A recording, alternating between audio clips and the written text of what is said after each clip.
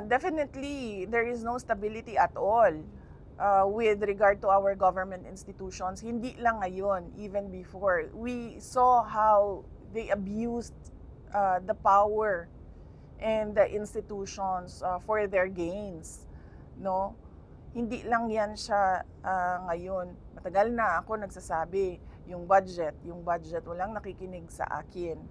Kailangan pa lumubog sa baha yung mga kababayan natin bago merong nag-react na BBM ang pangalan. At even then, hindi pa nagtutugma yung kanyang reaction sa dapat niyang gawin. Kaya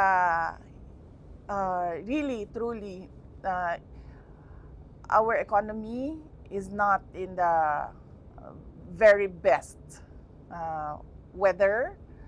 Ang ating political stability is down to -2, -3, even -10 siguro.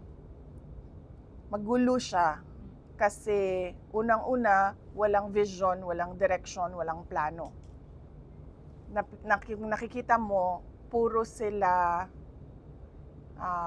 politika at paninigurado na may pera sa bulsa at yung eleksyon nila sa susunod na darating na eleksyon. Ganon ang makikita mo na ginagawa ng gobyerno. Wala kang nakikita sa gobyerno ngayon na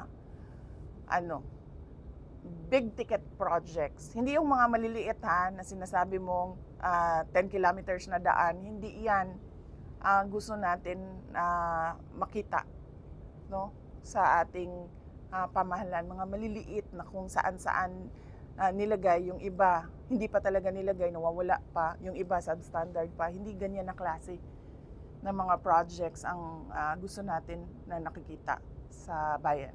Ma'am,